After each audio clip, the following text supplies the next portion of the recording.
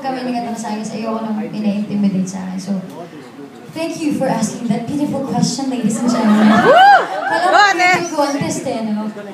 He's very understanding and supportive. Yes! Sabi ko na, I'm a blessed woman. Sobrang siya,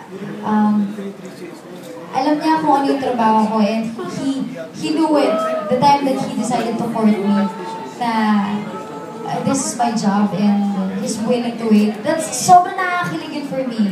He's always willing to wait. Pero nung pagbalik ko, like 2 days na ako sa Philippines, after Canada trip ko, 2 days na ako eh. Sinundo niya ako from airport ng 3 a.m. 4 a.m.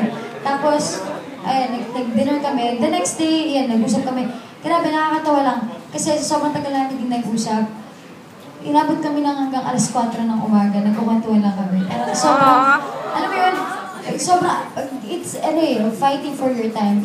Kung ngayon, week na to, hindi kayo nakapag-usap, kung magkita kayo, parang kami sinusulat namin yung oras na, sige, mag-usap tayo, magkado tayo, kwento ko sa kanila, tinag mo, kumain na ako ng ganito, sobrang sarap pala, okay pala yung gano'n, yung kape pala na to, magkaiba pala yung lasa nila, sobrang, ay nagsis sa kape, so parang, sobrang sarap lang ng gano'n, and he's willing to wait, sobrang, siya rin busy rin siya with his work. Actually, he's a worship coordinator in our church. So, ang dami niya rin talagang tinuturo ang mga bata, seminar, yun.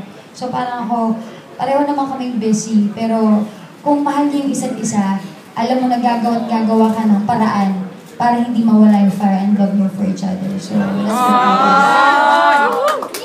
Yun. You're so kilig right now.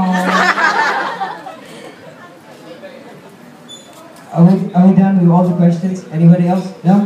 Do you want to ask me more? Kasi okay.